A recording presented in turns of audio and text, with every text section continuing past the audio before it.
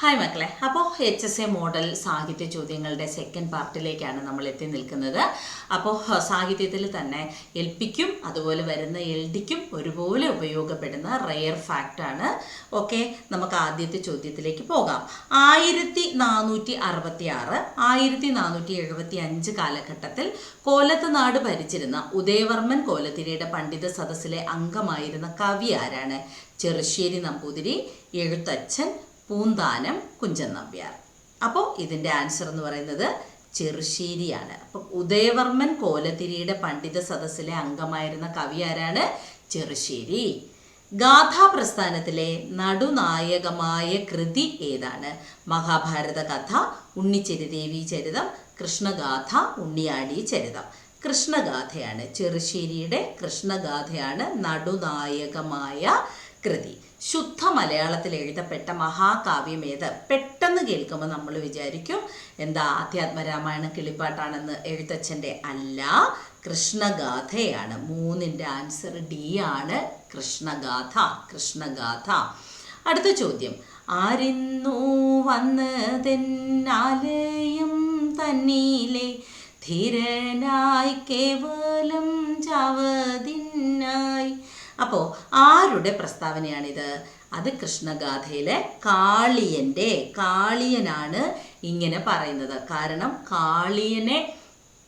കാളിയനാണ് ഇങ്ങനെ ചോദിക്കുന്നത്. ആരിന്നു വന്നതെന്നാലയം തന്നിലെ ധീരനായി കേവലം ചാവതിനെ. ആരാണിങ്ങനെ ചാവാനായിട്ട് എൻ്റെ ആലയത്തിലേക്ക് കയറി വന്നത് എന്ന് കാളിയമർദ്ദനം കൃഷ്ണൻ അവിടെ ചെല്ലുമ്പോൾ പറയുന്നതാണ്. കാളിന്തി നദീതീരത്ത് ചെല്ലുമ്പോൾ. എഴുത്തച്ഛൻ്റെ ജന്മസ്ഥലം ഏതാണ്? ലക്കിടി, തുഞ്ചൻപറമ്പ്, കോലത്തുനാട്, കിള്ളിക്കുറിശ്ശിമംഗലം. അപ്പോൾ തുഞ്ചൻ പറമ്പ് അല്ലേ, തിരൂർ തുഞ്ചൻ പറമ്പാണ് നമുക്കറിയാം. ലക്കിടി ഏതാണ്? കുഞ്ചൻ നമ്പ്യാരാണ്. കോലത്തുനാട്, കിള്ളിക്കുറിശ്ശിമംഗലമൊക്കെ കുഞ്ചൻ നമ്പ്യാർ തന്നെ.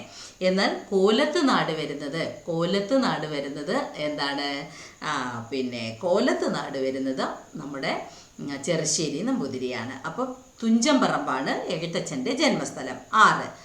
രാമം ദശരഥം വിധി മാം വിധി ജനകാത്മജ അയോധ്യാമടവിം വിധി ഗച്ഛതാതത യഥാസുഖം. ഈ ശ്ലോകം രാമായണത്തിലെ ഏറ്റവും ശ്രേഷ്ഠമായ ശ്ലോകമായി തിരഞ്ഞെടുത്ത പണ്ഡിതൻ ആരാണ്? വരരുചി. പറയിപ്പെറ്റ പന്തിരുകുലത്തിൻ്റെയൊക്കെ കഥ പറയുന്ന വരരുചിയാണ് ഈ ഒരു ശ്ലോകം രാമായണത്തിലെ ഏറ്റവും ശ്രേഷ്ഠമായ ശ്ലോകമായി കണക്കാക്കുന്നത്. രാമം ദശരഥം വിധി മാം വിധി ജനകാത്മജ അയോധ്യാമടവിം വിധി ഗജ്ജതാത യഥാസുഖം എന്ന വരികൾ ഏറ്റവും ശ്രേഷ്ഠമായ വരികളാണെന്ന് പറയുന്നത് ആരാണ്? വരരുചിയാണ്. എഴുത്തച്ഛൻ്റെ രാമായണവും മഹാഭാരതവും സാഹിത്യ ലോകത്തിൽ എങ്ങനെയാണ് അടയാളപ്പെടുത്തിയിരിക്കുന്നത്? വിവർത്തനമായാണോ, പദാനുപദ വിവർത്തനമായാണോ, മൗലിക കൃതികളായാണോ, ഭക്തികൃതികളായാണോ? പെട്ടെന്ന് കേൾക്കുമ്പോൾ ഭക്തികൃതി ആയിരിക്കാം, അല്ലെങ്കിൽ വാൽമീകി രാമായണത്തിൻ്റെ പദാനുപദ വിവർത്തനമായിരിക്കാം എന്നൊക്കെ വിചാരിക്കും.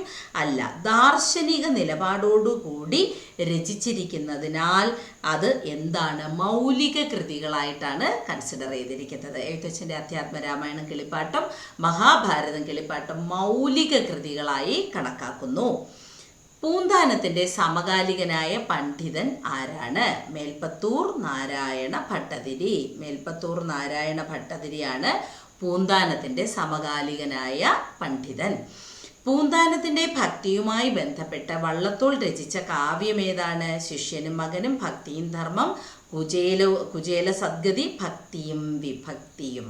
അപ്പോൾ പൂന്താനത്തിൻ്റെയും മേൽപ്പത്തൂരിൻ്റെയും ഭക്തിയുമായി ബന്ധപ്പെട്ട് ഭക്തിയും വിഭക്തിയും അല്ലേ, വിഭക്തിക്ക് പാണ്ഡിത്യം എന്നൊരു അർത്ഥം കൂടി ഉണ്ട്. ഭക്തിയും വിഭക്തിയും എന്ന കൃതി വള്ളത്തോൾ രചിച്ചത് പൂന്താനത്തിൻ്റെ ഭക്തിയുമായി ബന്ധപ്പെട്ടാണ്. പൂന്താനത്തിൻ്റെ യഥാർത്ഥ പേരെന്ത്? പൂന്താനം നമ്പൂതിരി, അജ്ഞാതം, പുനം നമ്പൂതിരി, പുനത്തിൽ നമ്പൂതിരി. പെട്ടെന്ന് കേൾക്കുമ്പോൾ ഉണ്ടല്ലോ നമ്മൾ വിചാരിക്കും പൂന്താനം നമ്പൂതിരി എന്ന്. അല്ല, പൂന്താനം ഇല്ല പേരാണ്. അപ്പോൾ പൂന്താനം എന്നറിയപ്പെടുന്നത് അദ്ദേഹം നമ്പൂതിരി തന്നെ, പക്ഷേ അത് ഇല്ലപ്പേര് മാത്രമാണ്. അപ്പോൾ അജ്ഞാതം എന്നതാണ് ആൻസർ. ചിലപ്പോൾ നമുക്ക് ഈ ഒരു ക്വസ്റ്റ്യൻ കിട്ടുമ്പോൾ നമ്മൾ കൺഫ്യൂഷൻ അടിക്കും, അയ്യോ പൂന്താനം നമ്പൂതിരിയല്ലേ? അല്ല, ഒരിടത്തും പറയുന്നില്ല. പൂന്താനത്തിൻ്റെ പേര് അജ്ഞാതമാണെന്ന് മാത്രമേ പറയുന്നുള്ളൂ. അപ്പോൾ പൂന്താനം എന്നത് ഇല്ലപ്പേരായതുകൊണ്ട് പൂന്താനം നമ്പൂതിരി എന്നോ പുനത്തിൽ നമ്പൂതിരി എന്നോ പുനൻ നമ്പൂതിരി എന്നോ പറയാനാവില്ല. അജ്ഞാതമാണ് ആൻസർ. അപ്പോൾ ആകെ 10 ചോദ്യങ്ങളാണ് നമ്മൾ ഈ ഒരു സെക്ഷനിലും പരിചയപ്പെട്ടത്. ചോദ്യങ്ങൾ ഓരോന്നും എടുത്ത് ഒന്നുകൂടി ഒന്ന് വായിച്ച് സെറ്റാക്കുക.